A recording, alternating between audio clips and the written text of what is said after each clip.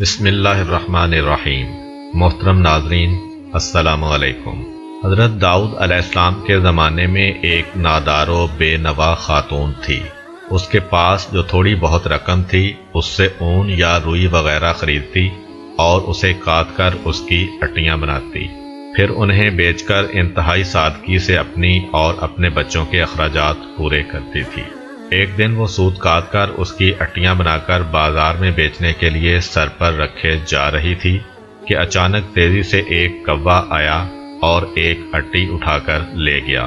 وہ بے سہارا خاتون بہت رنجیدہ ہوئی اور حیران و پریشان حضرت داؤد علیہ السلام کے پاس آئی، اپنے تنگ حالات بیان کیے اور کوے کے اٹی اٹھا کر لے جانے کا واقعہ بیان کرنے کے بعد عرض کیا، خدا کی عدالت کہاں ہے؟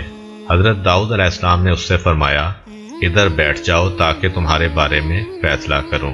ایک طرف یہ واقعہ پیش آیا اور دوسری طرف یہ ہوا کہ کچھ لوگ کشتی کے ذریعے دریا عبور کر رہے تھے۔ ان کی کشتی میں سوراخ ہو گیا اور پانی داخل ہو جانے سے کشتی کے ڈوبنے کا خطرہ تھا۔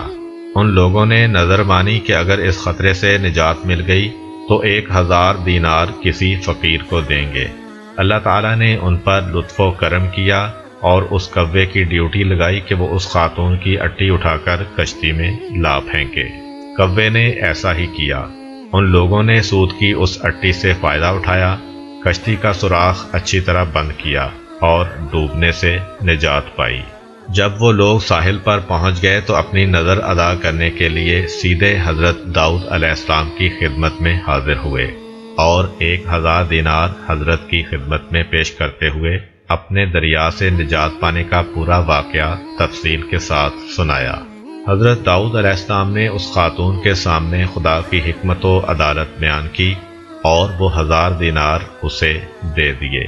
وہ خاتون بہت خوش ہوئی اور سمجھ گئی کہ خدا سے زیادہ کوئی بھی عادل تر اور احسان کرنے والا نہیں ہے۔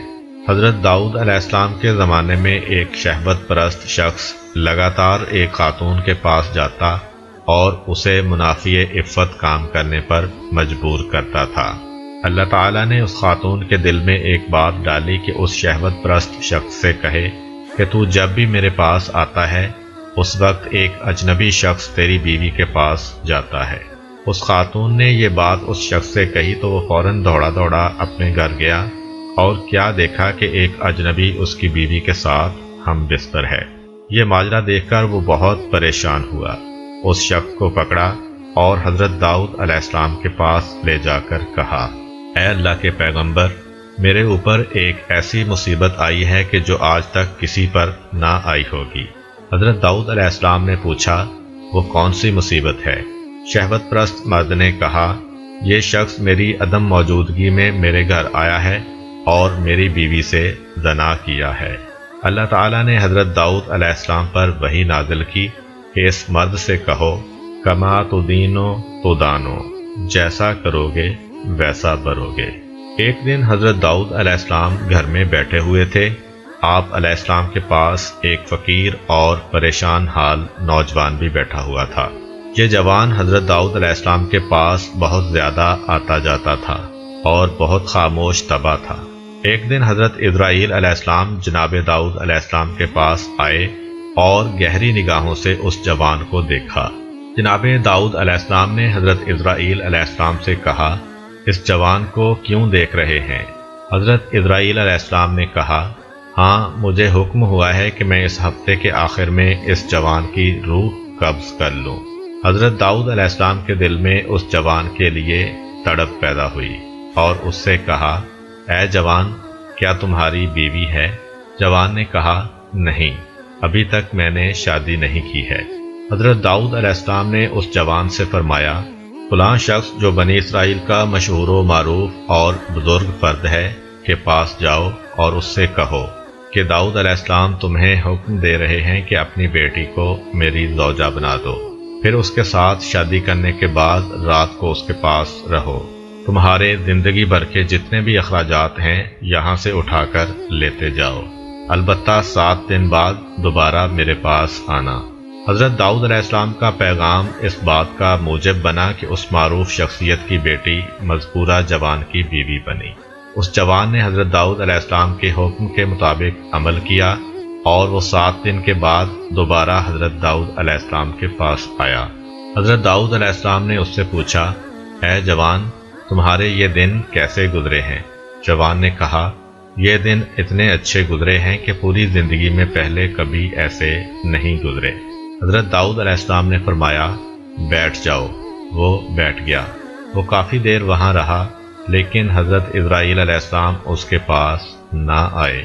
حضرت داؤد علیہ السلام نے اس جوان سے کہا، اٹھو اور اپنی زوجہ کے پاس جاؤ اور 7 دن کے بعد دوبارہ یہاں آنا۔ وہ چلا گیا۔ 7 دن گزرنے کے بعد وہ حضرت داؤد علیہ السلام کی خدمت میں حاضر ہوا۔ تیسری مرتبہ پھر حضرت داؤد علیہ السلام نے وہی حکم دیا۔ وہ 7 دن بعد پھر حضرت داؤد علیہ السلام کی خدمت میں حاضر ہوا۔ اس دوران میں جناب اسرائیل علیہ السلام تشریف لائے۔ حضرت داؤد علیہ السلام نے جناب اسرائیل علیہ السلام سے فرمایا، آپ کا ارادہ تو یہ تھا کہ آپ 7 دن بعد دوبارہ یہاں پر آئیں گے اور اس نوجوان کی روح قبض کریں گے، لیکن آپ نہیں آئے اور آج تیسرے ہفتے بعد آئے ہیں۔ حضرت اسرائیل علیہ السلام نے کہا، اے داؤد علیہ السلام، اللہ تعالیٰ نے آپ کے رحم کرنے کی وجہ سے اس پر رحم کیا اور اس کی موت 30 سال تک مؤخر کر دی ہے۔ ایک دن خداوند متعال نے حضرت داؤد علیہ السلام پر وحی نازل کی کہ آپ خلادہ بنت اوس کے پاس جائیں، اسے بہشت کی خوشخبری دیں اور کہیں کہ وہ بہشت میں آپ کی ہم نشین ہے۔ حضرت داؤد علیہ السلام نے حکم خداوندی پر عمل کیا، خلادہ کے دروازے پر آئے اور دق الباب کیا۔ وہ دروازے پر آئیں اور دروازہ کھولا۔ جو ہی ان کی نگاہیں حضرت داؤد علیہ السلام پر پڑیں تو عرض کیا، کیا اللہ کی طرف سے میرے بارے میں کچھ حکم نازل ہوا ہے کہ آپ علیہ السلام مجھے وہ خبر سنانے کے لیے تشریف لائے ہیں؟ حضرت داؤد علیہ السلام نے کہا، ہاں۔ خلادہ نے پوچھا، وہ کیا ہے؟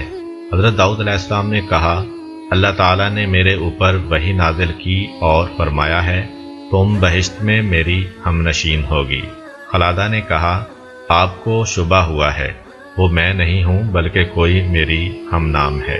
حضرت داؤد علیہ السلام نے کہا، ایسا نہیں ہے بلکہ یقیناً وہ تم ہی ہو۔ خلادہ نے کہا، اے پیغمبر خدا، آپ علیہ السلام سے جھوٹ نہیں بول رہی ہوں، خدا کی قسم میں اپنے اندر ایسی کوئی خوبی نہیں دیکھ رہی کہ بہشت میں آپ کی ہم نشین بنوں۔